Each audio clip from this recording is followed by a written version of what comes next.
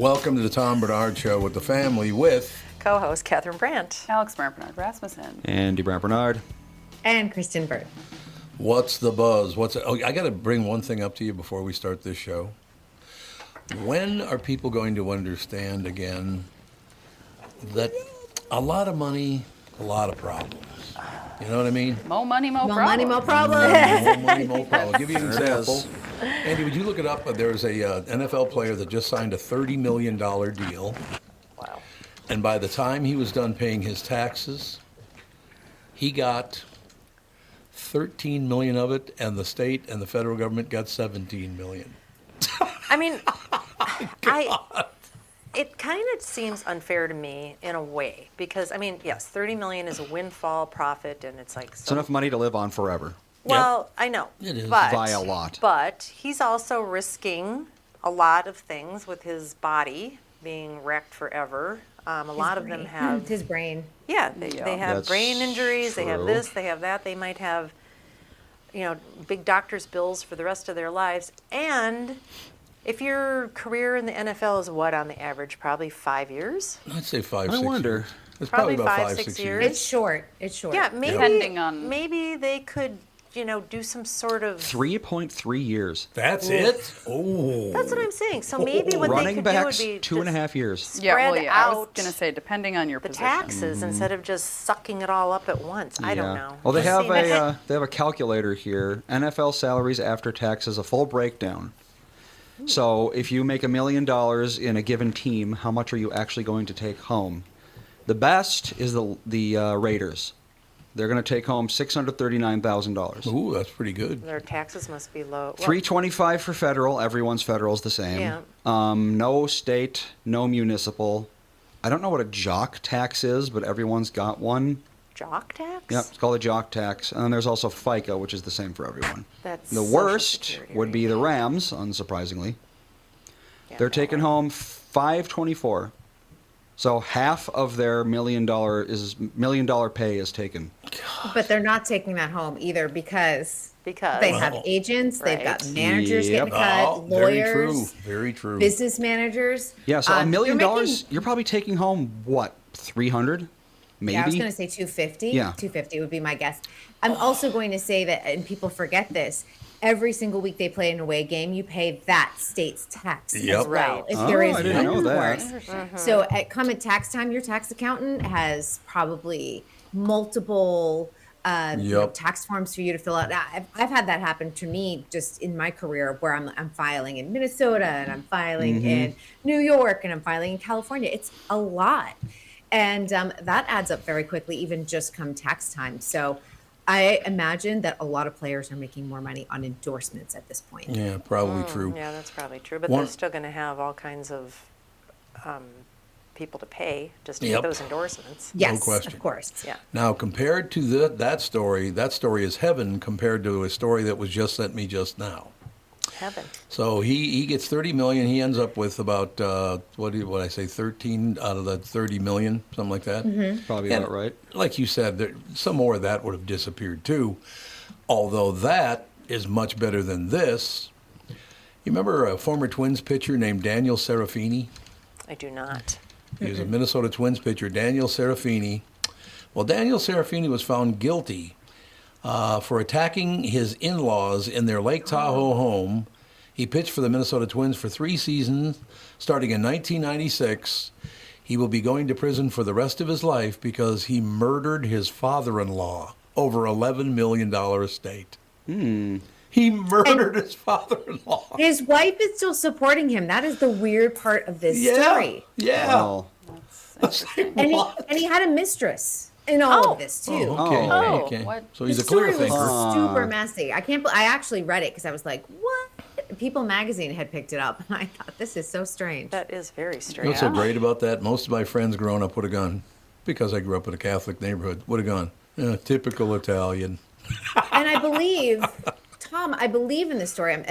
Correct me if I'm wrong. His mother-in-law survived, but she committed suicide a few years later over the grief of her dead, God. murdered husband. I It's feel a just Netflix sad. story coming. Terrible story. yeah, for That real. is a terrible.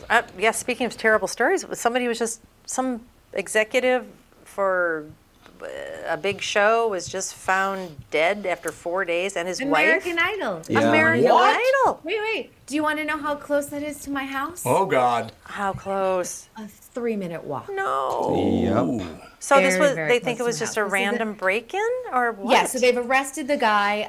It was a random break-in. The couple was home and they fought back, and that's why they got shot. Well, I mean, you don't know. And yeah, I mean, and then someone did a wellness check because they were very concerned because they had seen someone try to break in earlier in the day. So this house was clearly targeted, which we were talking about yesterday with home invasions. I know we were talking about this, and I said Yep, it happens we were. everywhere. I'll tell you, I live in a pretty quiet neighborhood, and the fact that this happened, like, they are watching what everybody is doing when Yeah. you're coming, when Yep. you're going, what you have in your house. Do you have dogs watching the yard? Do you have a security camera? They are watching. I'm guessing that he had all of the above. Maybe not dogs, but I'm sure he had a wall and a security system. Unfortunately, he walked in through an unlocked door. Oh, My God. neighborhood is very quiet, and people get you a feel false sense of safe. security. Yep, you feel safe here, and it is a false sense of security. And the good/bad thing is that the criminal was identified very, very quickly because of his DNA. So I'm going to call him criminal instead of suspect. So his DNA was like all over the house. So they were able to identify him because he was already in the system. Of course. Unbelievable. Did you ever know course he anybody that was. got murdered or killed somebody? Yes, I too. know someone who was murdered over by the Grove, which if you ever come to visit LA, it's one of the hot spots to visit, especially because it's right next to Television City. So a lot of people like to come and celebrity watch. My friend was a waiter there, and he was killed by a transient after he was coming home from his shift. Because, and here's the other thing, Rick Caruso, who owns, that name is probably pretty familiar to a lot of people, he ran for mayor. He's a billionaire, and he makes the employees pay for their parking, and it is so expensive for them that they park outside of the safe complex Sure. and go out into the neighborhood. So you have waiters walking home with a wad of cash or to their car in the Yep. neighborhood. Yeah. So they become targets. And it was a good friend of mine I had known from New York, Eric Gelman, and I believe it was 2004, 2005 that he passed. But let me tell you, violent crime, as you know, Tom, like when you lose someone to violent crime, it is a shock to the system. Oh, yeah. No doubt about Yeah, it. that targeting wait staff is what I don't know if it's still. It was a huge problem in Minneapolis when people got off work, especially Yep. after Oh, the yeah. bar Yep. rushes. Yep. They were getting beaten to a pulp, and their And they tips know you stolen. have cash. Yeah. Do you think it's ever going to get better, or is it just going to keep getting worse and worse and worse? This lust for money makes me want to vomit. Well, I think the separation, like as we see the widening of the classes, Yeah. I think it's going to get worse, unfortunately. A lot of people are living not even just paycheck to paycheck. I feel like it's like they're hanging on by a thread right now with this economy. Have It's you ever really had- sad. You ever had anybody steal from you? Yeah, I mean, for too. sure. Someone tried to steal my uncle's estate. Yeah. Oh, that's There's right. one. You just went through that. That's kind of major. I Right. mean, I've Right. had my car broken into, of course. I've had my car broken into like one time in LA, but and they stole my leather boots. Like, I don't usually keep anything in my car. It was the one time I forgot them. They were like kind of tucked underneath my seat. I forgot them, and someone. So that was just like a dumb, stupid tax on me because I just had them to pay for have insurance pay for the replacement of my window. But yeah, but stealing my uncle's estate feels like the greatest one that I'm still. Yeah. Well, hopefully that'll be the worst, and yeah, at least it was Yeah, non-violent. the final time with all this. I told my husband, I was, talking with him this morning, and I said, I have a lot to unpack, I think, in therapy now. I didn't grieve because I had to keep my wits about me with all of the legal case, and now I feel like it's all rushing to the surface. Do you feel like, know? you felt like you had to hold it together just to make it through the whole process, and now Yeah. that it's over, it's like, wait a minute. It is a tsunami of tears. I am not going to lie. And Oh, I cry yeah. very easily. And I was yesterday in the United Club at Boston Logan, and I was on the phone with my mom, and the tears were going. And this sweet man came over and just brought me like a wad of Kleenex. I was trying to be quiet and cry quietly, but sweet. when you're just like, I'm trying to, yeah. And I went up to him after, and I was like, thank you so much. You don't know how your sweet small, kind gesture made me feel in that moment. Yep. I didn't feel alone at the airport. Yeah, those sweet, kind, small gestures sometimes are the biggest tear jerkers for me. It's like somebody just did something nice. I can't take it. Yeah, and That's you so just don't know what wonderful. people are going through. And honestly, bringing a wad of United tissues was the loveliest. Yeah. I know, and that sounds so stupid and so small, but I had to go up to him and I was just like, "Thank you." And I hope whoever he is that he has a nice cold pillow to sleep on tonight, and he gets rock star parking all day and whatever. Yeah. All good things to him. Yeah, if I could redo one thing about my wedding, it would be bringing Kleenex to the altar. Oh, yeah. The whole Yeah. time I was just like, my nose was running, and I was Yeah. like, yeah. I had told some you not to do cocaine. Should have prepared. I had some stuffed in my dress, and I actually didn't cry I know, which is during our weird. ceremony. I didn't cry like the whole day. Yeah, I was surprised. I thought for sure I know. you'd I cry. thought I'd be the type Too of person tired that to would cry? just be crying. No, I was just really I was just very happy and had a lot of fun. There you go. But I usually cry at every single thing. Yeah. But I Yeah. just Bill was has like an having a update. good He's time. like, "Remember, they stole your catalytic converter too." Of course. There So he's you go. listening to the show live. And it's like, "Don't forget." He literally just Don't said they stole forget your about that. catalytic converter, and I'm like thinking, today they stole it, and I forgot. It happened in like November 2021. We had like a massive rash in Los Angeles for a while there. They've slowed down, but I forgot about that. Oh, they're still doing that? Because I know that was a huge No, problem that was in a while ago. Minneapolis. They have now started like etching numbers. It's slowed down a lot in California. There was a Okay. rash of them, and now it's not really as of concern as Yeah, it was because about some 4 years people ago. in South Minneapolis that we know, every single car had their catalytic converter stolen. Yeah, I mean, yeah. every single one. Because it's so fast, they can do it in like 6 minutes. They crawl under the car, Unbelievable. they've got this little tool, it's gone. Yeah, Yeah. it's seconds. It's seconds. Yeah. We can close this conversation with and I've talked to many friends of mine, 'cause, I know a lot of people, as you do, Kristen, in the entertainment business. They make a lot of money, blah, blah, blah, blah. Every one of them, including the people I talked to who stole from me, every one of them said what? You got enough You money. have plenty of money. Yep, that's exactly what they say. You have plenty of money, or you got enough money. Every time it doesn't matter to you. It's like, yeah, it kind of does That's matter where to me. eat the rich comes from, I think. Yeah, you know, eat the rich. There you go. eat the rich. Ladies and gentlemen, Kristen Bird Entertainment News brought to you by North American Banking Company. Go to nabanco.com to learn more. Member FDIC, equal housing lender. And Uncle Tommy can see that you're feeling better now today, because Monday and Tuesday look pretty You sad. probably needed to cry. I cried this morning, so I already got it out before the show. There you Got go. the daily cry out of the Glad to way. hear It it. is. Yeah, no. I have a lot to unpack. I really do. This was, I'm not going to lie, this was probably the most traumatizing thing I've experienced. Just Yeah. trying to get through it all. And I'm going to go to therapy and just talk it out with Indeed. somebody. A nice neutral party. Cry for another hour. Exactly. Pay someone to hear me cry. One more time. Yeah, because it just lives under the surface. And I think I don't want to live like that, of course. So. Yeah, Yeah. that makes sense. Absolutely. So what's going on in Hollywood? Hollywood. Other than a double all right. murder. Besides the double murder down Yeah, the street other for than me. that, Yeah. Oh, I know. Well, first of all, just the backlash. There's always backlash when there's an award show. And it was Hollywood Reporter did an article like, why does Hollywood hate Taylor Sheridan? And, a lot of people were disappointed, of course, that Landman really wasn't recognized, especially Billy Bob Thornton. oh God, yes. Yeah, he was so You know good what? in that. 1923 with Helen Mirren and Harrison Ford. Harrison Ford is a nominee for his other TV show on Shrinking on Apple TV Plus, but he was not nominated for 1923. So they're like, why does Hollywood have a Taylor Sheridan problem? Oh. I love yeah. Taylor. I don't know him, never met him, but I love his work. I've been Yeah, hearing people that love he's his been shows. a problem Thank for you. a long time, that people don't like him for a very long time. Yeah, I don't think he writes women really well, so I can understand why does that not. doesn't happen. But the male characters are very strong.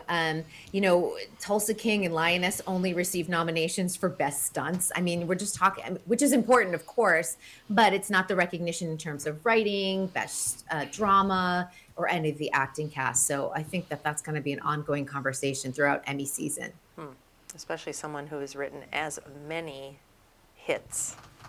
I mean, jeez. So many hits. He's prolific. The word prolific was written for Yes, Taylor Sheridan. Absolutely. No question about it. How did he break through? I never knew how he broke through. We talked about it Yeah. one day on this show, and because he was an actor first. That's Right. But I'm right. Yeah. Yeah, and then he had one like first breakthrough hit. I mean, I feel like Yellowstone was his first massive hit. Let's see. Oh, really? Okay. Yeah, like massive, massive hit. Like the one that you're just like, everybody knows it. Right. Okay. But he did break through with another show. Jeez, Taylor I am Sheridan. BDing it right now.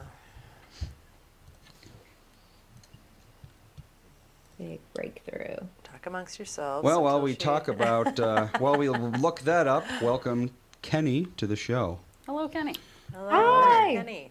How you doing, Kenny? He is he actually, LA Nick texted me and he said, you may have noticed all these ash trees being cut down. And actually, we were just talking about that the day before, Melissa and I. We have a bunch of ash trees in our neighborhood and they're cutting all of them down.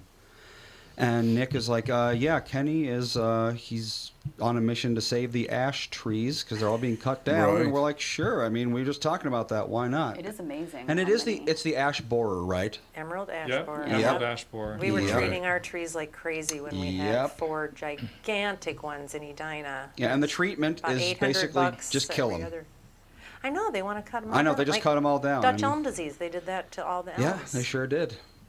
And Okay, I guys. think Kenny is against that.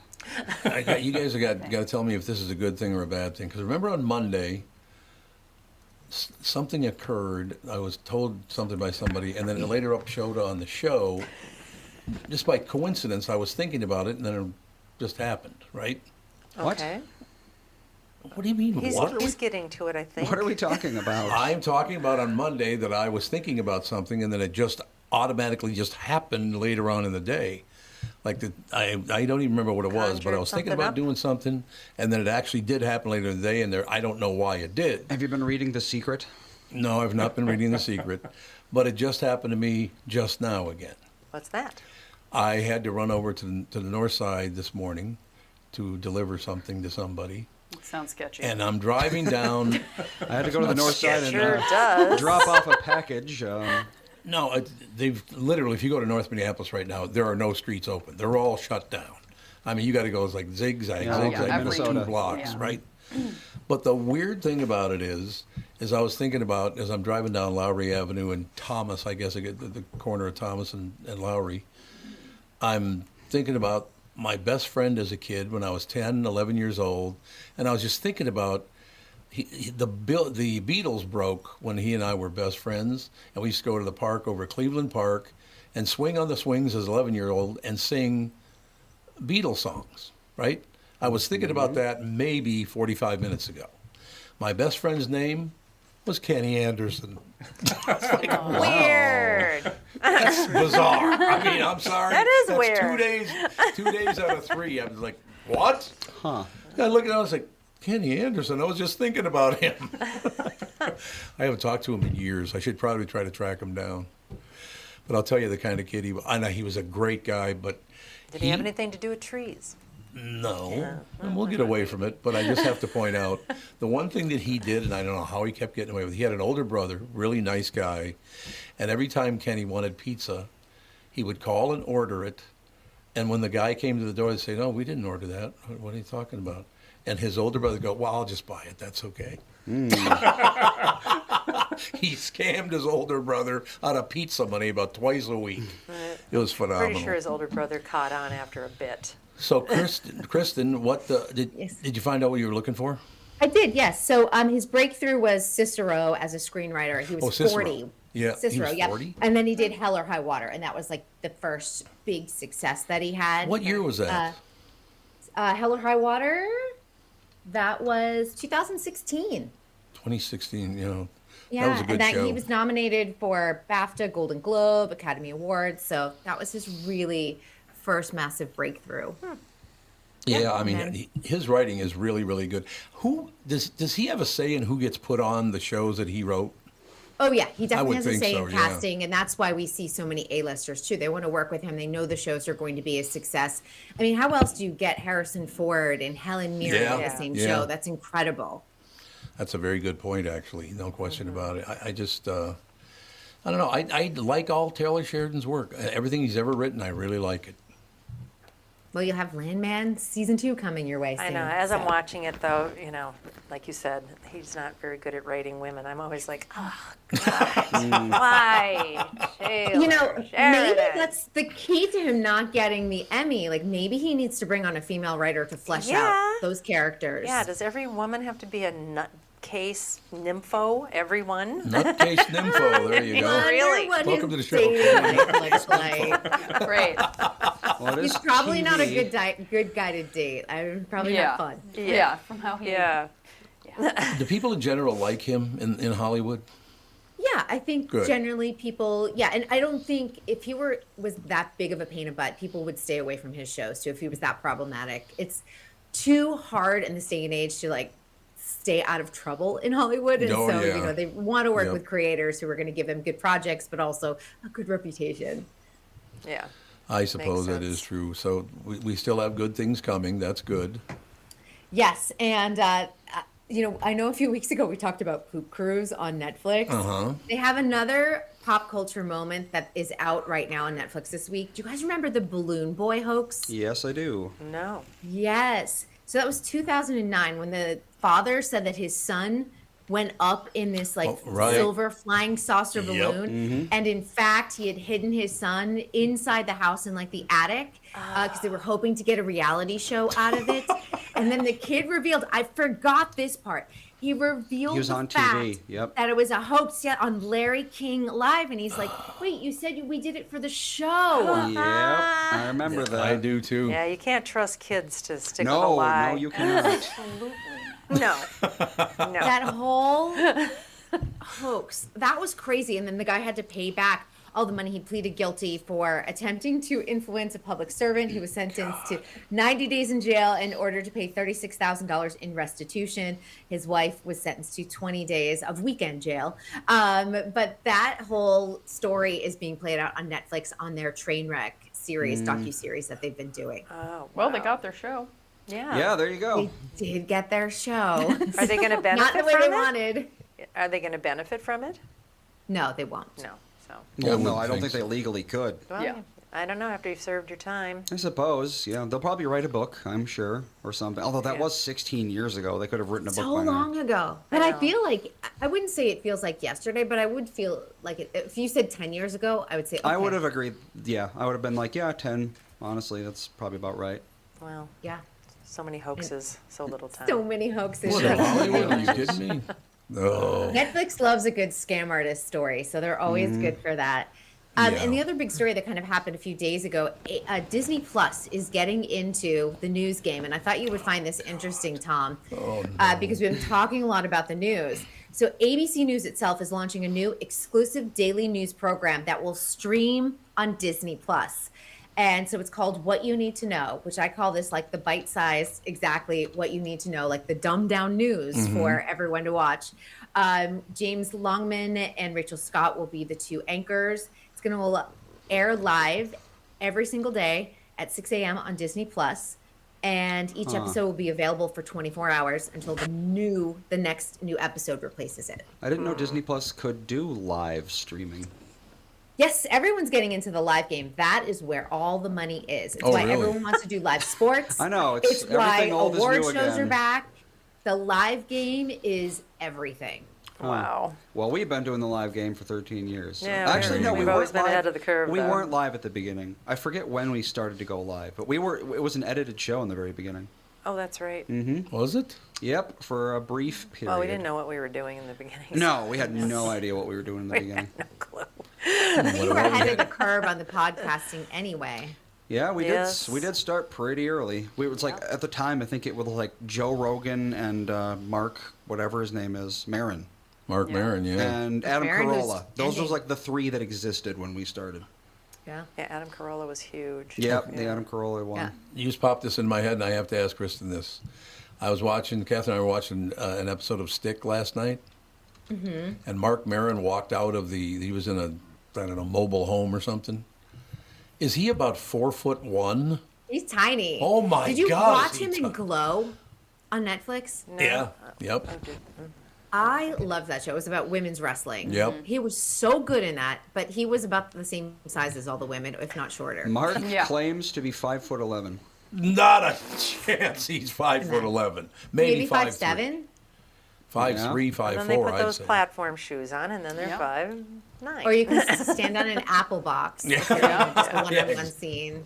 That's I exactly. can't tell you how it. many apple boxes I've stood on in my career. Yeah. Yeah, I suppose that's true. The same trick for the last 100 years, if not longer. Yep. Well, whatever works. Yep. So you look like much happier today, and I'm glad that as Well, time it's goes nice to be by- home, which is good. Yeah. So. Your Yep. kitties, are your kitties all clingy because you were gone and because they know Yeah. you're sad? My boy cat Oh, yep. was like on top of me all night. I Actually- would like do one little eye and there'd be a hello. I actually found a funny picture. You mentioned Mark Maron on Glow, and you mentioned standing on apple boxes. Well, actually, Mark is a lot taller than we thought, as you can see here. Oh yes, there you go. Clearly at least See? 8 feet tall. I wonder why they Allison- shot it that way. Allison Brie is probably taller than him for all we know. So there you go. Oh, I would think so. But they had him standing in front of I don't know if it was a bus or it was some kind of vehicle. In any case, one way or the other. But I looked at him and was like, he cannot be over 5'5", 5'6", maybe.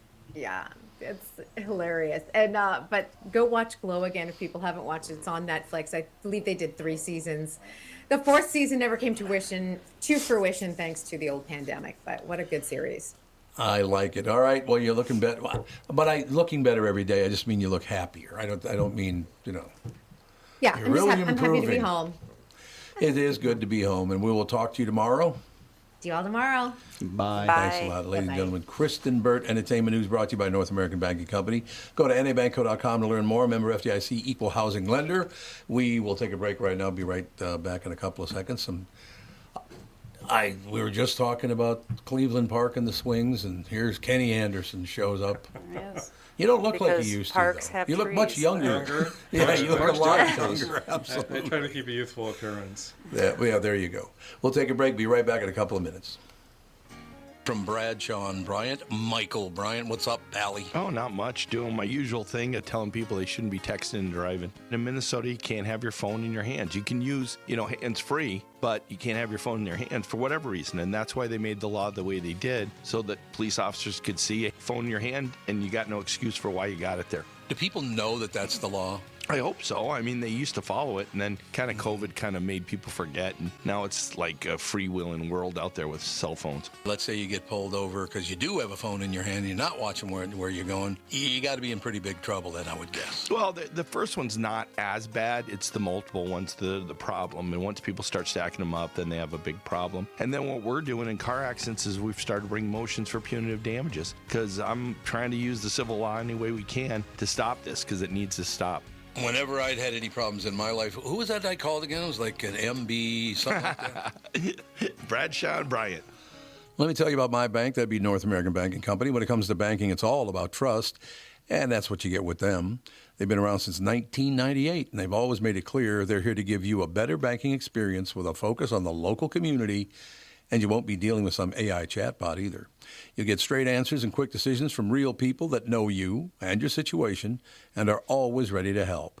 So if you're tired of the big national banks and want something better, stop by and see my friends at North American Banking Company.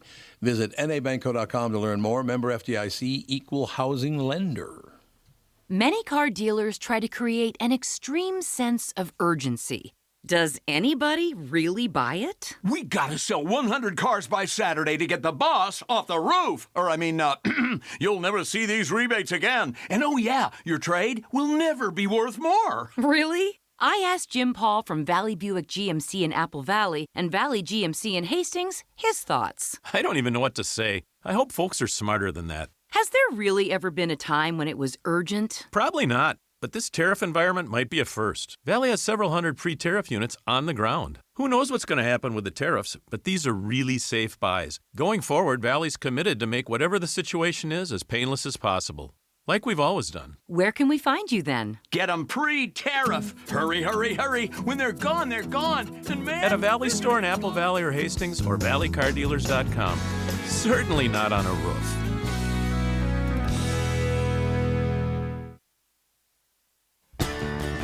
I'm an alligator. I'm a mama, papa's coming It's for pretty you. wild. I've been here since 2006, so.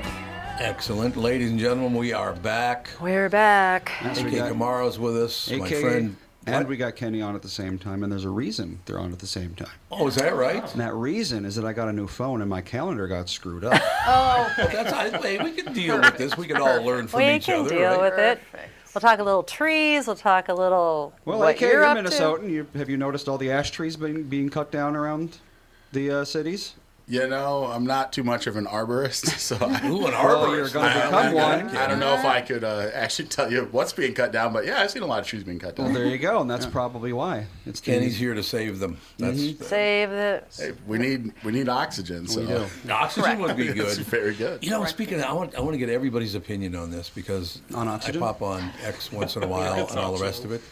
If you bring up the Canadian wildfires and the smoke blowing in here, this side and this side hate your guts. It's like, if you don't agree with me, you're an idiot. No, if you don't Wow. agree with me, you're an That's idiot. social media in you a got nutshell no right chance there. of winning with this one, man. All I know is my lungs also hate it. Yeah, I think, listen, there's a lot of people in Canada and people that are sympathetic to Canada, but Canada's been getting dunked on a lot. Yeah. You know, President Trump has no problem saying that they're going to be our 51st state. And it's to the point that regardless of what political party in Canada, they're both out there saying, we will not become the 51st state. And what started off as like just meme and a joke is being taken so seriously. Yeah. So, Yep. yeah, Canada, they're the butt end of the joke. But, you know, personally, I kind of think they deserve it. You know, they sit there north of us thinking they're all hotty-toddy, and they're still ruled by a monarchy. So, That's true. listen, True. we're way better here in the United States of America.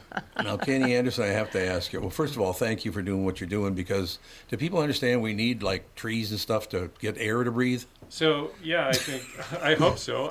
Oxygen's not optional. No, But- we do need oxygen. You know, Everybody, no matter what you are, you need I- oxygen. I had my own ash tree when I lived in Columbus, Ohio, 12, 13 years ago. Okay. And you know, I was working for the Scotts Miracle Grow company as a field biologist right around okay. that time, and I saw my tree, and you know, I'm like, I don't know what this tree is, but I love it. You know, it's an awesome tree. And one year, my wife, I look at it and it's starting to look sick, and I'm like, something's not right. Oh well, I'm a field biologist. I should know better. It'll be fine. And then the next year, my wife was like, the crown died out, started dying off, and she's like, it's time for it Crown's to go. important. And I thought, you know what, I've screwed up.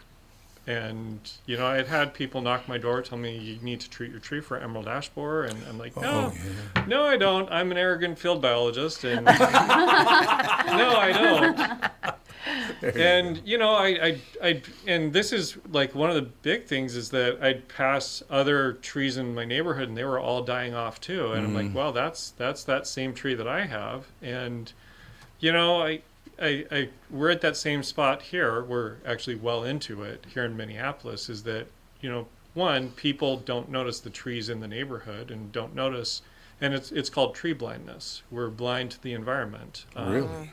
And so, you know, and L.A. Nick, you know L.A. Nick, and he I don't had tell me- anybody. Oh. Yeah, we don't like to I'm admit just it. kidding. I haven't seen LA in a while. We connected up, and he started realizing as he was driving around Maple Grove and all over the Twin Cities, is like, there's a lot of dead trees. And then he realized these are all the same type of tree, Ooh. ash trees. So, you know, in my neighborhood in Columbus, I passed him and I'm like, you know what? I don't think these people love their tree as much as I love my tree. Yeah. You know, and then it gets hit by emerald ash borer, and it doesn't care about, you know, whether you love the tree or not. But yeah, I cut it down I know, but next year, and it was heartbreaking. I mean, but the problem doesn't have a really great solution because we had 4 of them in our house that we lived in, and they were large. And some of the neighbors were just taking them down because they would have people come and they'd say, "Yeah, it's an ash tree. You might as well just take it down now." Yeah. Right. we Yep. were treating it, and it was like $700-800 to treat the trees every 2 second years. year. Every 2 Yeah. years. So I mean, it's not cheap. So a lot of people are like, no, I'm not going to do that. We'll just see if the thing lives. You Right. know? And it's also very expensive to pull down a massive tree like that. It is. Yep. So there's for different people, there's different values, and Yep. some people are like, I don't want the ongoing cost. Others are like, this is my favorite tree. Right. And when you break that $800 down across 4 trees, that's $200 a tree. I know. And I love trees, and that's sure. why I treated them. Right. They were a messy pain in the ass tree, though, I have to say. Now, as the field biologist that's sitting here at the table, can you tell us, is there any value to cottonwoods? Because the cottonwood that's in my backyard Wouldn't it be that great? makes me have to sweep out my garage every other day for about 5 months out of the year. My goodness, they Why can't they a look bug? cool, but it's just that cotton gets It does, yeah. everywhere. Yeah. And Clogs don't up forget, your don't air forget your conditioner. air conditioner. Yep, you Yes. gotta spray that off every single year. They're like the Yeah. mosquito of trees. I just know, can't I- understand it's why like- they exist. Yeah. Honestly, I'm not a fan of cottonwoods. They Good. grow, Yes. they grow fast and they grow huge, and they're a dirty tree. Yeah. Yes. They're even worse than an ash tree Yep. is when it comes to dirty. Yeah, when I Yeah. lived in Minneapolis, in the North Loop, the first year, I don't know, when did the cottonwoods drop in, like, what, early It summer-ish? seems like they do it the second Well, it's it's like, 60 yeah, degrees like now. twice, I Last feel week of like. June is Yeah. when they were hitting. Yeah, so the Yeah. first year I lived there, I walked outside and I was like, that's snow on the ground. No, it was just, the street was covered. I know, you can shovel it. Yeah, you could literally Yeah, have if you have a big shoveled these one. cottonwood seeds out of the street. And I was like, Yeah, why can't they get a little insect? That would be even worse because cottonwoods get to be twice the size of ash They do get trees, huge. and they're even more brittle. Yeah. So that's I hope nothing on that. But I hate those trees. Interesting about Me this. too. Interesting about this for me is, as I didn't know this Make day my would eyes come, burn. but as a little boy in North Minneapolis, I used to walk around and I loved the trees because the trees in North Minneapolis were as nice as the ones in Edina. And I like, Yes, a tree's "You a got tree, good yeah." trees. Yeah. They're still there. I drive through there and they're magnificent, big trees. Have been there forever. Yeah, well, we had all the elm trees were taken down. I Yep. don't know if they had the technology to So- save them back then. So Dutch elm disease is a little bit different. It's a fungus that affects elm trees, whereas emerald ash borer is a beetle. It's an insect. But they did develop technology to save them, and I do elm tree treatments for Dutch elm disease. The problem, it's like 3 to 4 times as expensive than even an ash tree treatment.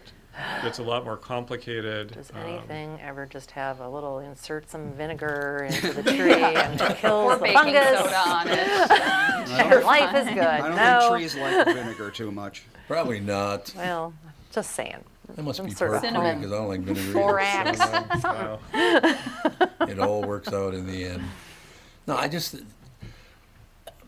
I always thought that I was kind of weird because I loved trees from the time I was a little kid. But I guess everybody loves trees, I guess. They don't talk about it much, but I mean, what a nice gift that is. You got a, well, they like yesterday we were out walking June. Was it yesterday that it was 100 degrees or whatever? Yeah, it's been nasty. And without trees giving you some shade, you do not want to be outside in a day like Well, that. there have been studies about urban areas that have nice shady areas Yeah. and how the crime level can be lowered just for having a nice shady lane. Yeah, 'Cause see, people are in a better I grew up in mood. rural North Dakota. Oh. And basically, the only trees that you would see, like I lived probably about 10 miles from the reservation, and Sully's Hill was kind of like the area out there. So there was a lot of trees, but outside of that, the only trees that you would ever see would be trees planted as part of shelter buildings. Oh, yeah. So it's just Yeah. like flat, nothing prairie. And so, like, I didn't really grow up appreciating trees as much because I'm like, there's hardly any trees anywhere, so Right, who cares? Right. Right. But I will say that going to even like the Pacific Northwest and going to an actual rainforest, it's like, this is so crazy. And so now I have a much greater appreciation. I live up in Forest Lake, and we got trees everywhere, and they're beautiful. They provide a lot of shade. I love smell of a great bonfire. There you go. These are the things that trees are really awesome for. Yeah, You know, I that's joke that I have the best job in the world. I get to hang out under the shady tree every day. Yeah. There you go. Yeah. But I mean, I there's feel an like- example of what I'm talking about. Very quickly, I'll get through this, Alex. But I lived in both Grand Forks and Fargo at different times doing radio up there, and I noticed that immediately when you went west. There are no trees. None, man. I mean, none. Those because of Great the Plains soil, go or- all the way to Montana. It's just flat prairie land. Yeah. I mean, again, it's just they don't grow naturally, and so the trees that you see have been planted, and like I said, majority of them were part of shelter belts because without that wind blockage, you get a lot of soil erosion Yep. because it's just so windy That's out what there. caused the Dust Bowl. Yeah, I mean, it's just wind whipping every day. And that's the other thing that I appreciate is trees do provide some shelter from the wind. And growing up again in North Dakota in Devil's Lake, it's just every day the average wind speed's like 20 miles an hour, man. So it's like, yes, it's always like a nice, beautiful day, and My the wind eyes is feel whipping gritty 20 already. miles an hour. Just thinking about it. I got to ask the question. My brother-in-law is from Devil's Lake. There Okay. are not many people in Devil's Lake. No, only about 7,500 in Devil's Lake proper. Yeah. The Ziegler family. Oh, Jay. yeah, I know a bunch of Zigglers, yeah. That's my brother-in-law. That's amazing. Yeah. Well, it has to be my brother-in-law because Yeah. I'll no, have to be there's- related. There's a bunch of Zigglers that are cousins, and that's the thing about growing up in a small town that I've always appreciated. That I try and carry the same ethos.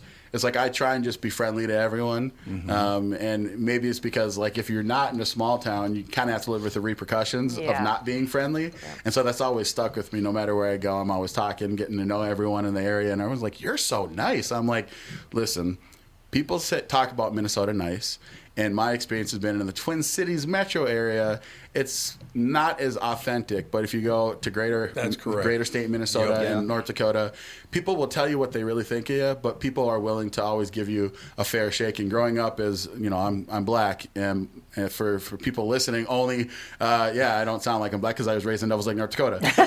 But, growing up, I really never had like super racist interactions with anybody, to be quite honest. That's great. And it's because people, again, I think in that kind of that rural community, it's like, we're going to give everyone a chance. We're going to chat with you. The racism that I've actually experienced has been mostly like when I'm in Minneapolis, St. Paul, and it's not even from white people. So that's always very fascinating when you think about it. It's great looking at life from different angles like that. That's amazing. Yeah, Jerry Ziegler is my brother-in-law. That's crazy. So Small world. Devil's Lake is primarily agricultural, or So like since I grew up in the city itself, grew up in low-income subsidized housing called the Welfare Square. It was Ramsey County Housing Authority. Outside of like the city, like, you have your Walmart and you got a Kmart. Well, not anymore, but you got like the small town and that economy. So you got to have insurance and you got to have car sales and, all those things. Okay. When you go outside of it, there's a lot of soybean farmers. There's corn farmers. Really not so much cattle, but we got some cattle farm, some ranches out there. But yeah, it's just mostly the economy is just like a small town economy. That's kind of what makes it. Do you go back? Oh yeah, I mean, I've lost my grandparents from my mom's side because my mom is from North Dakota. My dad's from Sierra Leone, West Africa, and I have some buddies that are still there. A lot of them have left though. They just want to try and get into the bigger cities, so they moved to Grand Forks, or they moved to Fargo. the big city of Grand Forks. Well, it's just so funny because like growing up in Devil's Lake, we referred to Minneapolis, St. Paul as the cities. Yeah. The cities, baby. The cities. And so, but yeah, I go back quite a bit. Usually right now, I'm 41. It's funerals and weddings, unfortunately, and a lot of funerals, like a lot of, I would say like forgotten communities in America, you get these drug epidemics that hit and alcoholism. And so, I buried a friend just last year from alcoholism. Like the guy he went to Afghanistan and Iraq, came back and just could never kind of get right. And just the alcoholism. I buried my sister back in February. She died from accidental drug overdose. And so, I still go back and I always love the people. But at the end of the day, that's what really matters most. It's going to be the people and having a beautiful scenery with trees. There you go. It also helps build to this experience of life. How do people take care of their trees? Are they pretty much not really understanding what that tree in the yard means? Well, I think that first and foremost, people aren't able to identify trees as well as they used to. Yeah. And so, and I think one of the sad parts about the ash tree, even with my own personal experience, is it is the most plain Jane tree in the world. If you had to look at the plainest tree, that would be like an ash tree. The bark is indescript. You compare it to a maple or an oak, you can identify those leaves. They they're mean pretty. something. And the acorns are pretty and the distinguishable. Acorns, yep. But the ash tree, it's so plain Jane that it's like it blends into the landscape so perfectly. So I think that a lot of people don't recognize that. Do any municipalities put any money into this? Yeah, there's a lot of municipalities that are putting money into trying to manage the problem.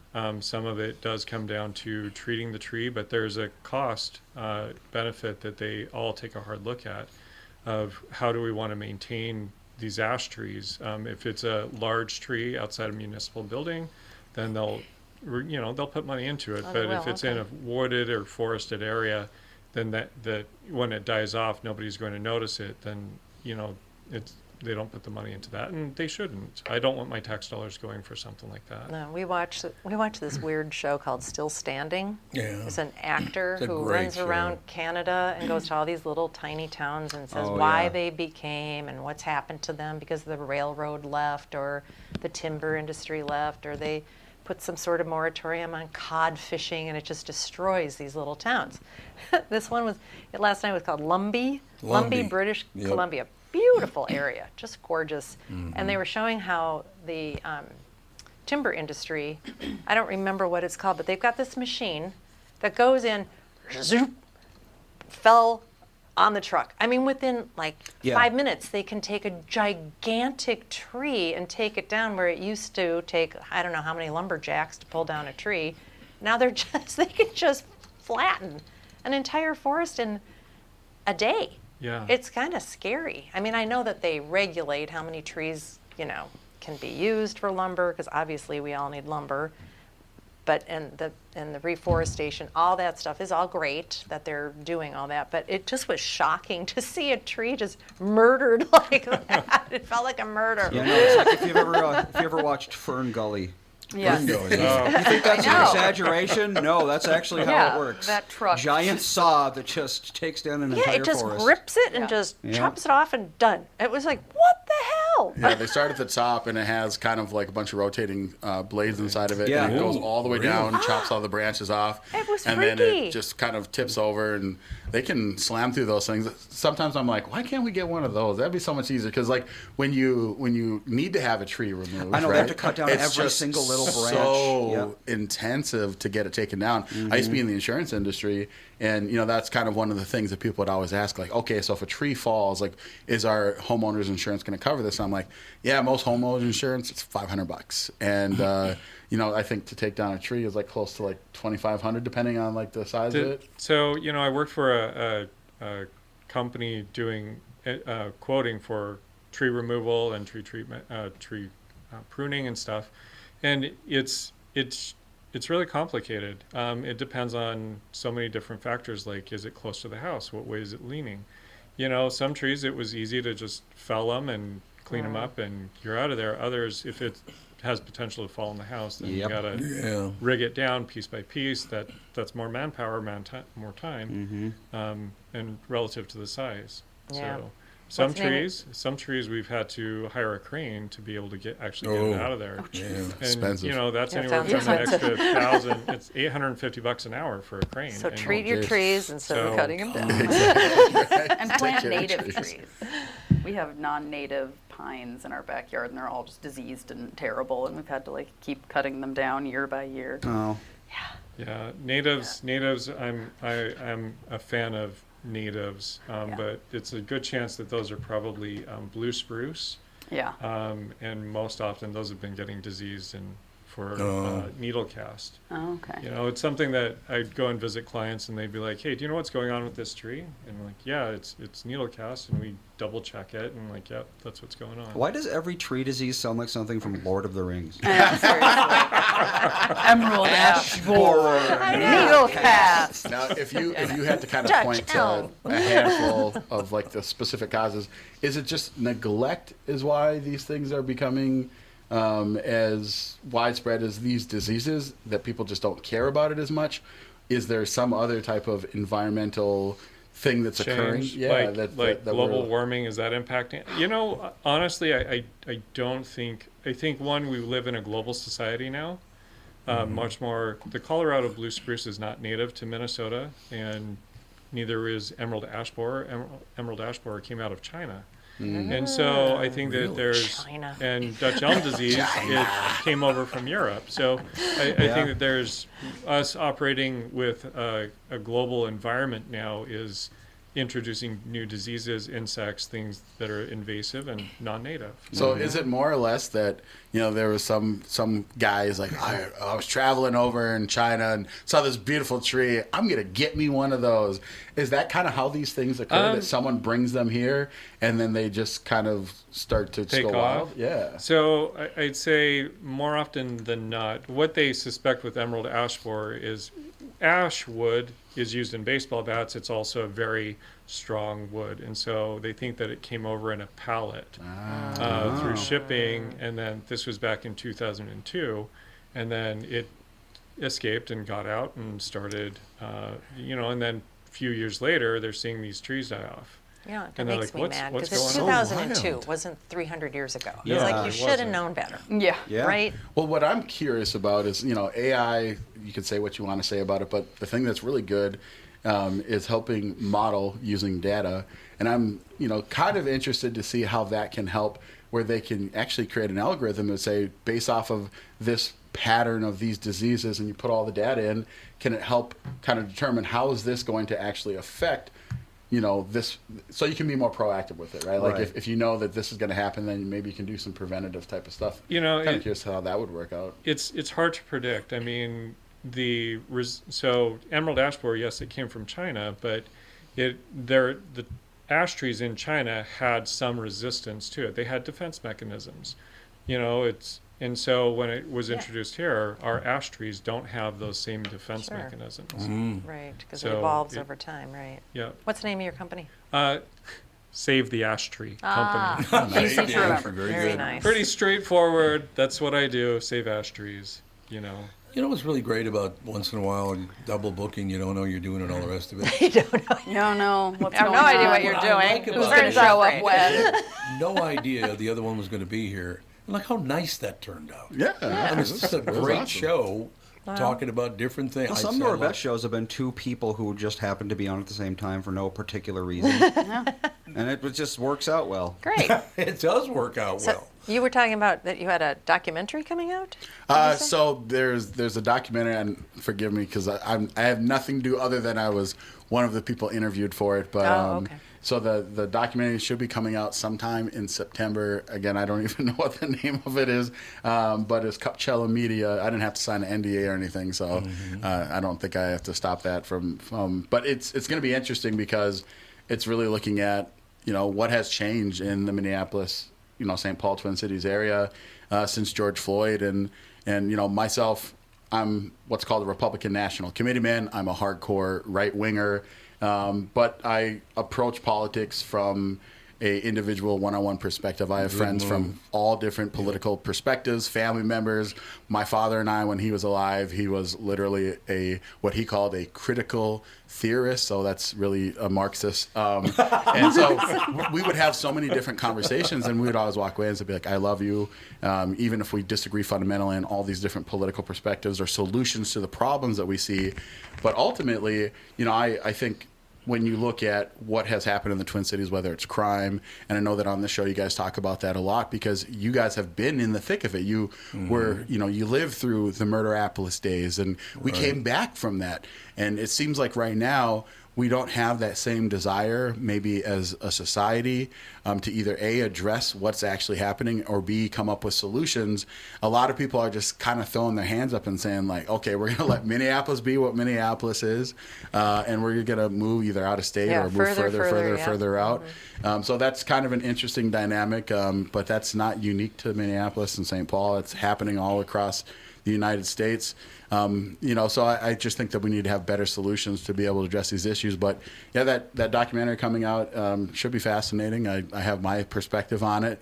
And you probably can allude to what that is because, again, I'm a right-wing Republican. So how did you get your perspective on life with your father and the area you grew up in? You would think predictably, with your father being... Yeah, and my mom was a lifelong Democrat, too. Yeah, so that I would choose molded and become way. a Republican. Yes. Yeah, honestly, for me, because of how we grew up, like I said, I grew up in low-income subsidized housing, but ultimately, as I became an adult, I looked at the way that I grew up and I was like, I want to understand why is this the way that it is. Mm-hmm. And so through that, I'm like, okay, well, it's about a perspective of how the world operates. And so as I started to look for solutions to like, how do I escape this statistic? Because there's the statistic that I heard when I was a kid that if you grew up on welfare, there's like a 68% chance that you yourself will be on welfare. Sure. And I was like, absolutely not. I will never be on welfare. I'm going to do everything in my power to stop that from happening. And so just kind of in that journey, it just started to lead me down more of these, what turned out to be conservative or Republican ideological policy solutions. And that's how I actually came to be a Republican. It was just my own knowledge. I read this book called 1,001 Things Everyone Should Know About, Every American Should Know About African American History. And it talked about the founding of the Republican Party. And so then that led me to learn more and more and more. And as I did, I'm like, these policy solutions to me make the most sense, especially growing up the way that I did versus the policy prescriptions that were coming from the Democrats. And I just still believe that fundamentally, and I could talk about it for hours, but that's why I'm involved in politics still, is I actually do think that there's a conversation that should be had with everyone. I think that you have to be able to get buy-in from people. You can't just shout them down and dunk on the libs, as we call it. That's fun to do. I like to do that too. But I also do think that it is important to try and have these conversations with people. Sure. And I come to this realization that most Americans just want their community to be better. The question is how. Great move. And that's kind of how I approach things in politics. And how do you feel about being a conservative person in Minnesota? I mean, it's pretty not cool. Listen, we haven't won a statewide election since 2006 with Palenti and our Secretary of State Auditor. So it's been quite a while. And so sometimes it's like, well, why do you keep doing it? I literally just had a conversation with a guy yesterday, and he's like, I'm brand new to politics. I come from the business world. Why does it seem so dysfunctional? And I was like, brother, what you have to understand is you do what you can do, right? Right. Because you can't control anyone else outside of yourself. Like, that's one big thing that people need to come to a realization of. But then, two, try and do what you think is best for your community. And if you kind of have that aspect, you will be able to make much bigger changes over time. Now, trying to come from a top down and say, I'm going to change the whole state, that's kind of a more daunting perspective. Sure. I think that there's ways that we can kind of eat away at that. But I would say start locally and then kind of grow up from that.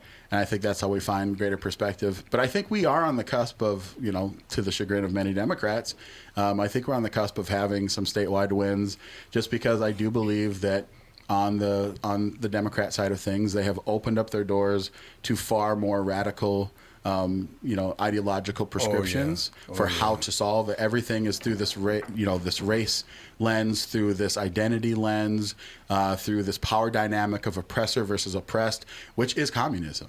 And there's no other way to strip it down. When you get to the nuts and bolts, it's a communist perspective. And I just think that the average American doesn't actually believe that communism is a good thing. And so they're at the point where now you have a mayoral candidate in Omar Fateh that is 100% endorsed by the Democrats for a Socialist America, DSA. And he's endorsed by all of these leftist groups that say, yes, we are Marxists. And so I think that that's going to be a potential opportunity for Republicans, because I think that the average Minnesotan doesn't want to be a Marxist or But what a about the communist. population base and who votes? Yeah, so that's the thing is Minneapolis, I think that they're going to elect him. Omar Fateh, I think, is going to beat 100%. Jacob Fry, and that's because, again, what the Democrats have done is they have invited in these more Marxist, communist elements into their party base, and by doing that, it's kind of created this self-fulfilling prophecy where they push out the more moderate Democrats, and they might look at the Republican Party and say, I'm not a Republican, but now they have such a smaller voting bloc that they're unable to actually retain power in the urban core cities. And so I think you're going to see that first, and then potentially once the people actually experience and they say, we're in charge, we get to do everything we want, kind of like what's going on in New York City with Zoran Mamdani. Right, yeah. I think once you start to implement all of these policies, people are going to look around and say, wow, this is not what I had thought it would do. And I think it's simply just got to look back through history that, I think there's a fundamental part of humanity that we want to have some level of autonomy. We want to have good government.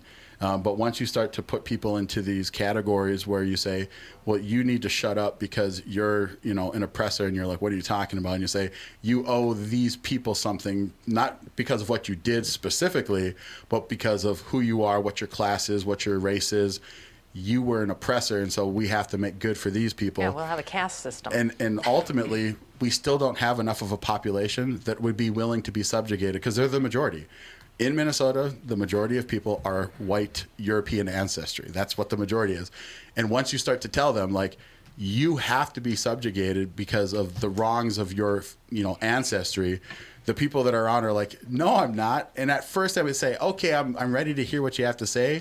But once you push too hard, they're going to be like, absolutely not. So I think that's what we're going to see here in Minnesota. You got to go, Alex. Has nothing to do with what you said. All right, we'll see tonight. She's got kids to I'm deal outta with. here. I can't take your crap anymore. You know what's wonderful? And I now disappeared. I could find it on here, I suppose. But while you were talking, the President of the United States said, is everything okay? I'm not kidding you. Yeah. Well, I got to be able to find that on my phone. Yeah. Right? Yeah. It was interesting because I reposted something on Twitter. I think it was yesterday or today. We've got jet lag, so sometimes I'm up at 3 o'clock in the morning with like nothing to do but hang out on Twitter.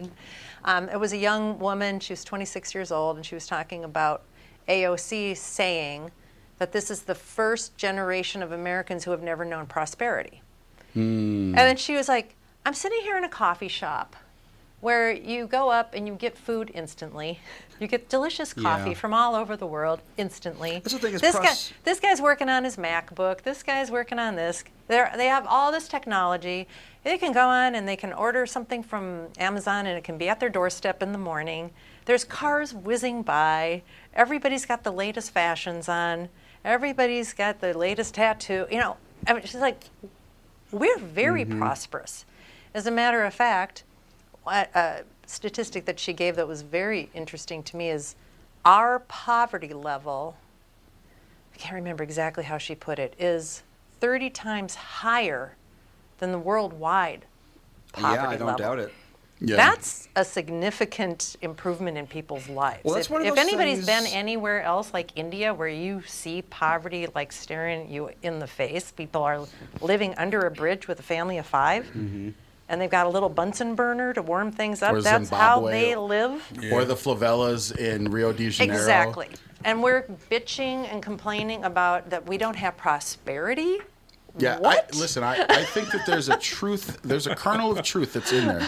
And the kernel of truth is this generation right now, historically looking back over the past 100 years in the United States, actually is relative to, if you want to say the actual earnings, is going to be a little bit worse off than the previous generation. Well, with 30% inflation over the last 4 years, yeah. So those are these kernels of truth, but I think that what people will do is they'll take that statistic and they'll be like, the end is nigh, Yeah. capitalism has destroyed everything, Yeah. we need to turn towards this, and it's like, whoa, let's agree, because here's the thing, when I first became a Republican, I was like 100% like, corporations are people, we need to let them operate with impunity, free market, da-da-da-da-da. And what has changed is that for me, I still believe in the free market. I do, 100%. I'm still 100% capitalist. But I do think that our government has created incentives and has picked and chosen certain corporations to do better than others and provided them with protections. So that's one of the things that we have failed to do on the right, is to acknowledge that that occurred, because now there's so many corporations that have been propped up that now they're going and they're destroying working class, the mom and pop places. And that's one of the things that the left did say would happen. And we were driving with our eyes closed, or we weren't paying attention. And so I think that's the thing, is there's these little kernels of truth that the left will then use, and they'll stretch it out to their most extreme viewpoint. And it's like, listen, corporations are far better than the government picking anything. However, we do need to have fair competition, so we can't allow the government to pick and choose. And to me, that's what's been so wrong, is that our capitalism has turned really more into corporatism. And I think that has crushed the working class. And so I think we need to acknowledge these things. And as we create these solutions, acknowledge that the working class 100% needs to be able to have provisions in place that stop them from being crushed.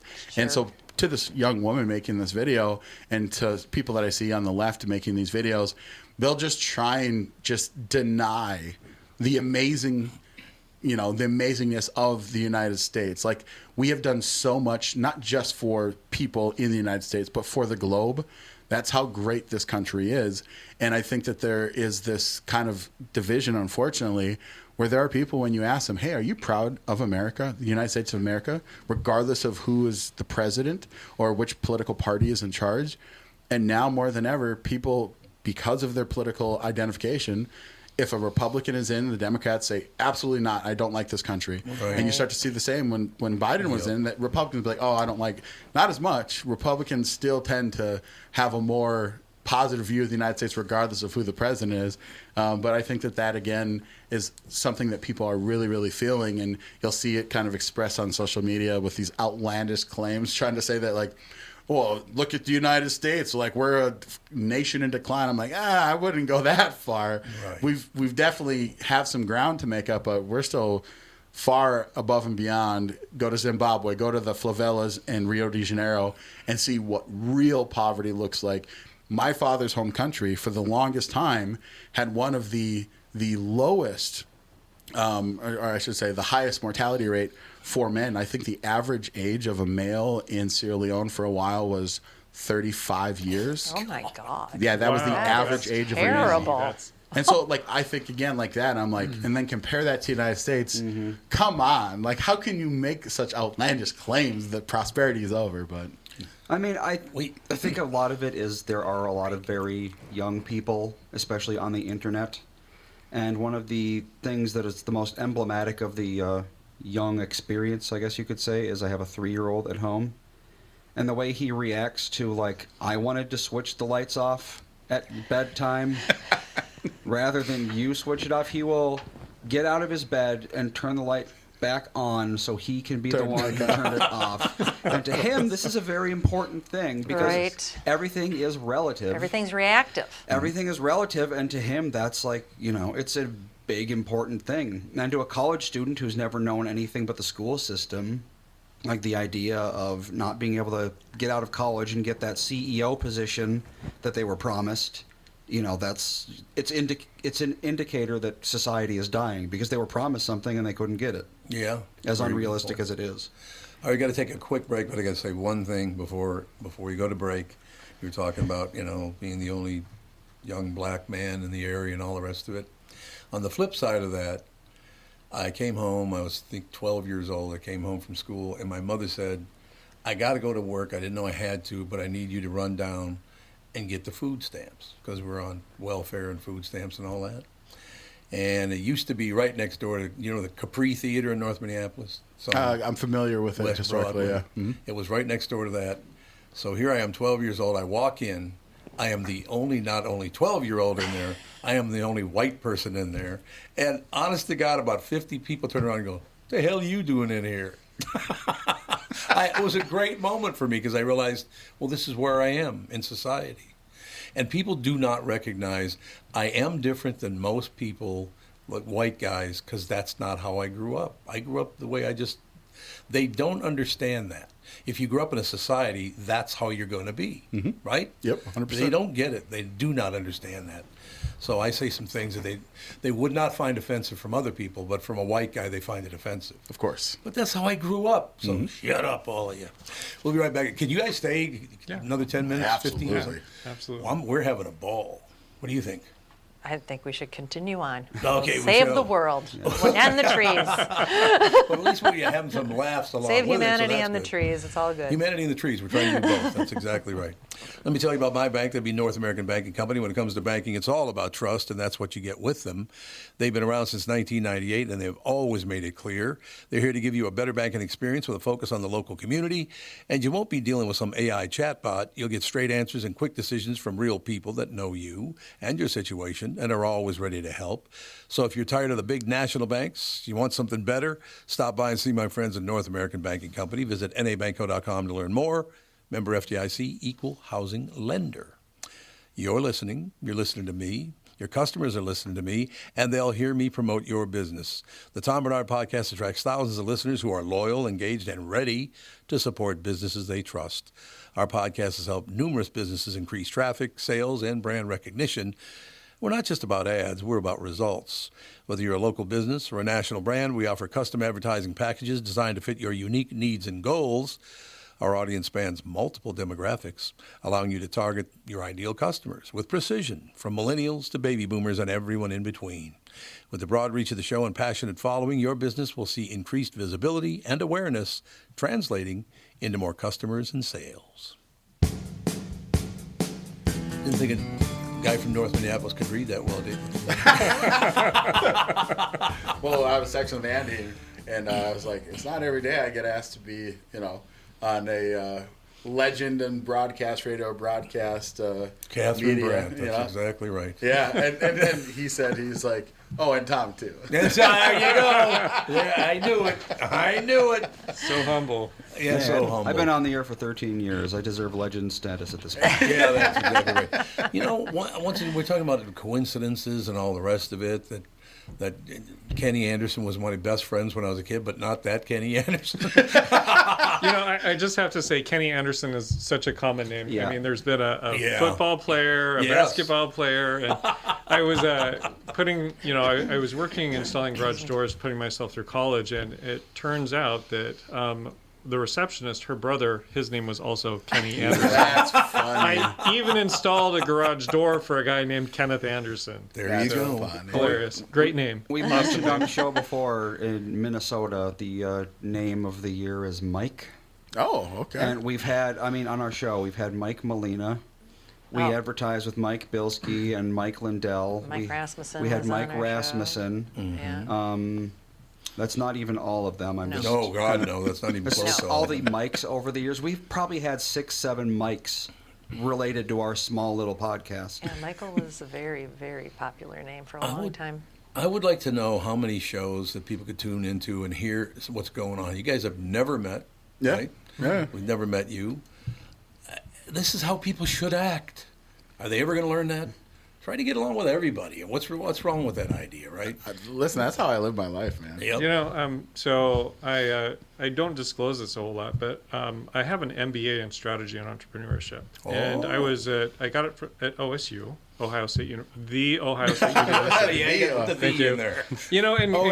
And the president of the university, his name was Gordon Gee, and he said, we need to return to civil discourse. We do. And that was probably about 15 years ago, 20 years ago. And I'm like, you know what? I believe in civil discourse. Mm-hmm. We have a hard time not losing it on people for being, for posting something that we may not think that it's well thought out. But, I do believe in returning to civil discourse. It's so wonderful. Like this whole, God, it's been about an hour and 15 minutes now. It's been a learning experience. What I can do from sitting where I'm sitting is look at both of you and tell that you're actually interested. People give it away when they're not interested in something. They don't know they're doing it, but they do. They start scrolling on their phone. Been very interested in each other's conversations. I love these conversations. This is what podcasting should be all about, is actually learning something, whether it be about trees or, kid growing up in North Minneapolis and North Dakota, all the rest of that stuff. Very quickly, I'll get through this. Another coincidence today. Remember the name Jody Husenfruit? Kinda. Jody was kidnapped and killed. They've been talking about that on the chat. There's a new documentary about her. Yeah, I just watched it last night, Was as that a in matter North of fact. Dakota? Yes. South Dakota. South Dakota. South Oh, Well, no, Iowa. She was actually. No, it was Okay. So a actually neighboring Iowa. It's state. not North Let's Dakota. just say It's not a North It's not neighboring North state. Dakota. It was Iowa. It was in. But Yes, it was Mason City, Mason City, Iowa. that's Was exactly that like right. a mall? Like, I think it was a mall. No, yeah, she was kidnapped from her home, I believe. No, I don't think so. She had driven to another friend's house and was kidnapped there. Oh, it was a friend's house. was Okay. somebody- But the the amazing mall, thing about anyway. that is that Jody Husenfruit was born in Long Prairie, Minnesota, where I was born, and there have been about 3 people born in that town. It's a very small town, Yeah, Long Prairie. and you're talking about the same situation with you. You know, it just watching that stuff. But the weird thing again, I'm having a weird 3 days. It's unbelievable. I'm watching this documentary, and they're in Mason City talking about what stories they're going to cover.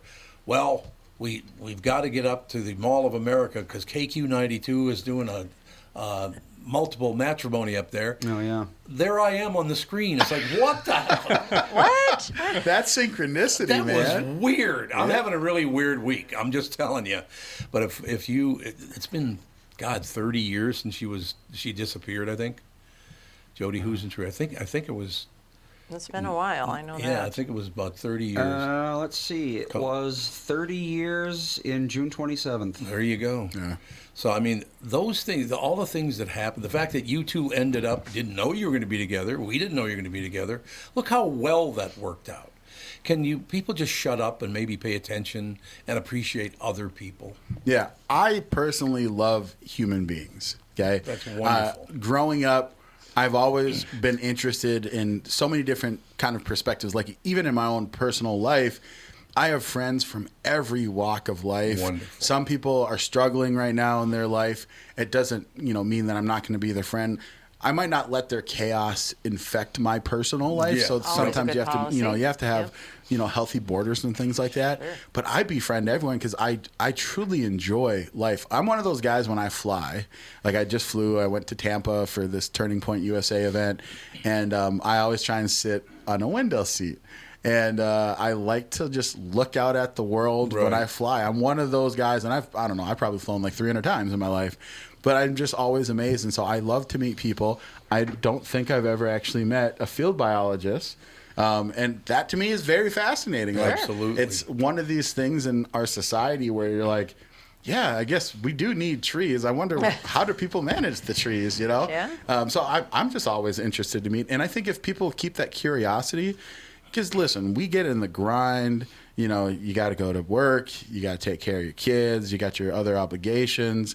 And I get it. But sometimes just being able to just have a little bit of awe for how amazing this thing is, especially when you look back through historical perspectives, we have so, become this society where people come from all these different walks of life, different cultural beliefs, and you can kind of glean these little things that I think can make your life more enjoyable and more entertaining. And so, yeah, I love having conversations with new people, regardless of what they're doing. And like in your field, like what made you go and say, I really want to focus on the trees? Was there a love of it when you were a kid, or? Well, I've known since high school that I wanted to be a biologist, a plant biologist, and it's a very personal story for me, getting into field biology, which is, it's as I grew up in Utah, and if you had questions, you'd pray and ask God. Yeah. So Yeah, there you go. One day I'm like, what should I be when I grow up? And I get this very distinct prompting direction, be a botanist. And I'm like, That's amazing, really? man. Yeah. You're kidding, right? So a few days later, I pray again, and again I get this very distinct, be a botanist. And I'm like, really? So a few days later, I prayed one more time, and here it is. Just to make sure. Just to make sure, be a botanist. And so I'm like, okay, I guess that's 3 times that's a charm. right there. Yep. Usually I just hear a voice from the heavens that says, leave me alone. Stop bothering me. Figure it out, man. Jeez. Stop bugging me or I'm That's going to ruin your amazing. life. So at that young age, you're like, this is the path that God wants me to be on.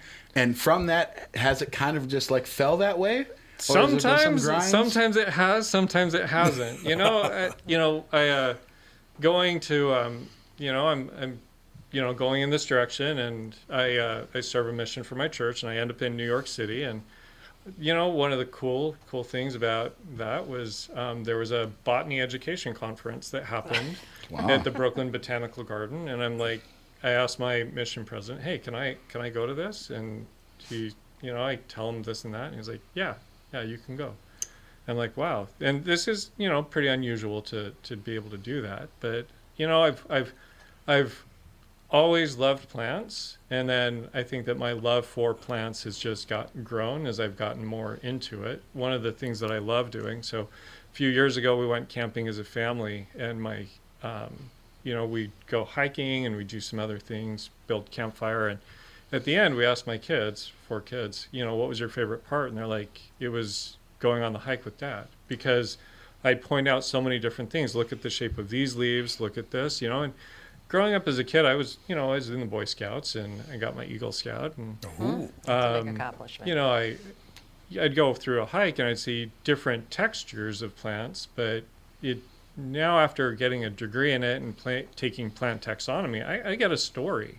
I'm like, oh, this is part of that family. This is part of that family. Yesterday we were in the woods, and I'm like, wow, look at this. This is part of this family. And, and so I think that was what was fun for the kids, is they got more out of it than just walking. Sure. Do you spend a lot of time at the Arb? I don't. I don't spend a lot of time. I've been to the Arboretum. Fantastic. It's fun to go there, and it's always great to see new things. And I do geek out on learning new plant names and things like that. So we got to get this all together again one of these days, too. This was seriously is one of my favorite shows. I love doing the show with my family. The Kenny and AK Hour. There you go. You do a podcast as well, right? Not really. I thought you did. Yeah, for a while I was. I'm probably gonna start doing another one. Okay. I've done a lot of these like 2-man show or 2-people show, and sometimes it just, I don't know. What I would love to do is have like a round table podcast like this, where you're constantly bringing in new people. Yep. I think that format is the best format, because you can, even if you flop out 2 people or 3 people and you kind of have like this rotation, you don't have to have as much pressure, versus when it's just 2 people. Yeah. I think you can get a little bit dry. So either go solo and always bring in a new guest every single time, or go round table. But I mostly just create content. I put it on TikTok, X, Facebook, Instagram. You can find me either at AK Kamara or at real AK Kamara, basically on all these different socials. On X, I'm kind of all over the board. Sometimes I get these really funny things that pop into my head, and I'll use AI and I'll create like a funny image. Like, so for instance, State Senator Nicole Mitchell, her trial began yesterday, and they released the body cam footage. She is comically dressed like a burglar. Okay, she's literally wearing a little black. No, she wasn't. She was hat. checking on her demented mother-in-law. Of course, wearing a burglar hat, and she looked like Harry and Marv, God, I know the you Wet can't even- Bandits from Home Alone and Home Alone 2. did. You're And so I tried making this post, and I was like, the third Wet Bandit was finally caught, known as part of this criminal organization 33 years ago. I'm gonna put this image He's going to up. pop it up on his screen. I'm gonna put it up on the screen. Yeah. Put it on the screen, Oh, man. God, Of course. so But some people didn't get the joke, because it was a little bit too esoteric, I think. Because I wrote it as though it was an actual news story. But I'm like, if you know who the Wet Bandits are, because I'm like, they had a crime spree expanding from Chicago to New York. It was Home Alone. That included The home movie Home Alone. invasion. Well, actually, I have to correct you. They were the Sticky Bandits in New York. Oh, that's right. That's right. Gotta get your Home Alone lore correct. Only you would know this. Yes, only Andy would Only know Andy that. would know that. But you'll find that on X. Sometimes I just get these There she funny is. things that pop. Yeah, Oh, look at God, that. look at that. She's Unbelievable. wearing the hat like she's Yeah. a burglar. The only thing she's missing is like the eye holes in the mask. And, Yeah. and didn't she have a baseball bat with her too? Some She had a crazy bunch of thing? stuff, Yeah, and she she had did. she had a flashlight with a sock over it. And the crazy part, okay, the crazy part God. is that what her defense is that because her stepmother had dementia, she didn't want to scare her. So, Oh, but she boy. wanted to check on her / grab some things. So she decided to sneak in.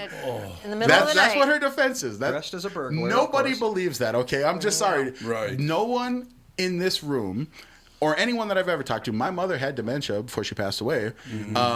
I never would have imagined breaking into her house just to check on her. And like, what are you talking about? But yeah, it's absurd. And then when the police first engage with her, she still is trying to, like, I think, carry on this ruse. She's speaking in a very low voice. So she's like, the cop's to wake asking her her a up. question, and she's like, she's like whispering, and he's like, I can't hear you, speak up. And she's like, my stepmother's sleeping.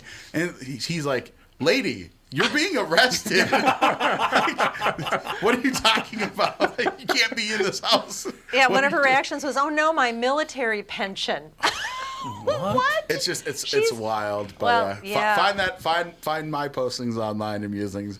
You'll be entertained. We have got to get you two back on one at a time. Both. What this is.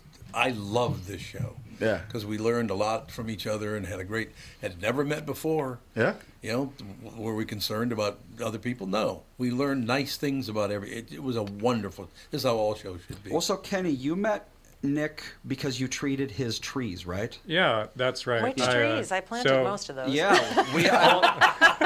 Yeah, so for the listeners, I don't know, but Tom, you guys sold your house to Nick. Yes, Yeah. well, I grew up in that house, so Yeah. I was there for 16 years, I suppose. Yeah. 17 years. 16, So- oh, 17. that's right. We moved there. Yep. You're right, 16. So yeah, the trees that line the driveway Yeah. to the barn and the entryway, those are all ash trees. And I So- noticed last time I was there last year, I think maybe 2 years ago, and a lot of them are gone. So we treated a total of 21 trees on his property. There were a couple by the house, but there were 18 that lined the drive, 17 that lined the drive, one by the horse barn. Mm-hmm. But yeah, he reached out to us, and normally when it's one or two trees, I just have people text me a picture of their tree, and I do diagnostic for free, Yep. pretty quick and easy. But when it's a larger job like that, I'll go out and visit and meet the homeowner directly and work with them on getting a quote. But Wonder why I planted those. Fast growing, I think. I wanted something fast growing. ash trees can be fast growing. They're not slow. They're not as fast as cottonwoods, but Or I was talked Can you into imagine by 20 some- cottonwood trees on your driveway? Oh, that would ruin your driveway. I That think would there's a tear it reason up. you didn't plant those. No. But I knew better than that. Yeah. I'm getting messages on one thing. I get messages on my watch from my phone. Wow. What a surprise that you didn't plant them, Tom. You don't know a maple from a fir. We got to get this band back together. Seriously, I love this whole thing. We got Absolutely. to all get together. You can come in separately too, but we got to do this at least one more time. Oh yeah. This is how Yeah, people this is should get along. You know what I mean? Yeah, I'll come back anytime. Oh God, it's wonderful. We'd love And to. at a moment's notice, I'm an independent contractor, and so I work when I want to. And I love having these types of conversations. Oh yes. So I'll come back anytime. You just let me know, even this I'm day glad of, you say, were hey, can you available. come I out? thought I'll be, I thought you were so Twitter famous that there's no way you'd spend time coming with us. Well, that's the funny thing, though. That's the funny thing is I Can do I stay have Twitter busy. Don't get envy? me wrong. I do stay busy. However, I am very flexible, and my wife is so understanding. We don't have children, and so that gives me a whole lot more type of time. But yeah, I'm Freemason. I'm in the Lions. I'm doing the politics thing, but I still have a lot of extra time. Yeah, So, well, you texted me at like 8 o'clock last night? Yeah. And I was like, hey, you want to be on in like 12 hours? I'm like, yep. Let's make it happen. Let's make it happen. But Well, you know that's what's so great. Thank great? you It for was coming not in. planned, but it worked out beautifully. I love that about life. Yeah, that is life. It's so interesting. Is that going to do it? I think that should do it. I guess one quick announcement: the Jack's Cafe giveaway is paused until next month. Okay. So 2 weeks. Yes, for 2 weeks. Because so if you're They Billy's on have to vacation. clean the trout pond. No, I'm get all just those kidding. trouts out of there. Yes, that's Too exactly many right. trouts. Well, thank you both very much. Seriously, I loved this show today. And once again, people who've never met, and that would be how many of us all just the family and as one unit and all the rest of it. Yeah. This is how people should act. Amen, No. man. Amen. It's No, really when Yep. Andy said, "Well, I kind of made a calendar mistake," I'm like, Whoops. "Well, what happens if he's super libtard?" And again, I'd be fine with it. I'd be so fine with it. No, I just love people, man. No, we've had shows on. We have what are those two? They were both former representatives. Oh yeah. Can't think of it. Winkler and Garofalo. Oh, Winkler and yeah. Garofalo. yeah, Yep, we've yep. had several shows with both Well, of them they're on. good and friends. They've known They're each other really good forever. friends. But Yeah, they're me, also me very and Winkler went on ideologically- NPR Yeah. at the same time, and we were both talking about stuff. And he was less friendly to me in the green room. Like he was like, I was like, hey man, I was asking people, where are you from? Because I'm always interested, like, where Right. did you come from? How did you get here? Sure. And he just wasn't super interested. He could have been, his mind could have been somewhere else or whatever. And so I was talking with I think it was like one of his staffers or something, or an assistant, but there was a gal that was there with him. And so I was talking with her a little bit. But he was cool. And I rib him every once in a while online. I think I get under his skin because I still try and be nice to everyone. I'll rip your policies. I'll even rip your favorite guy in politics. But I typically try and stay away from ripping individuals unless they start coming for me. Then I will be an equal opportunity. Right. Yeah. Right.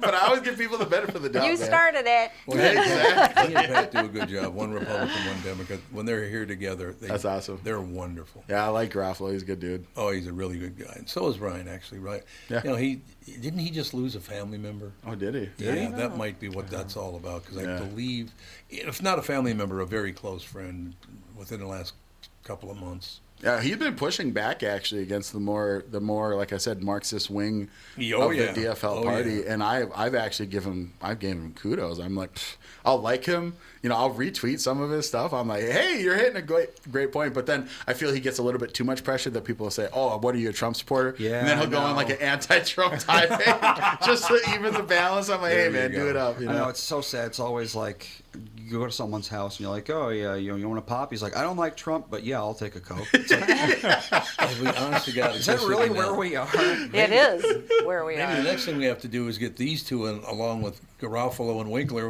And Oh, Lord. We'll fill every seat. Yeah, there we go. It'll Have be a rally. wonderful. Yeah. Please, both of you come back very, 100%. very soon. It was a wonderful show because it was very human. Yeah. It was very nice. No question about it. You're helping people breathe. Yeah. That's a good thing. You got to shade. have trees to breathe, right? Shade, is good. Need it. No Right question. now, I'd rather have shade than breathe, to be honest. All right, Sometimes that's trees gonna do make it. it hard We'll to talk to you breathe. tomorrow. Well, thank you very much. I appreciate coming on. Please It was a come back. pleasure to meet you and be on your show. Thank you. He looked Good at to meet you. one thing. We'll say this in closing. When he said it was a pleasure to meet you, he was looking at Catherine. Well, you're hiding behind your giant Yeah, a little computer bit. screen. Just kidding. All right, talk to you tomorrow. Bye. Thank you.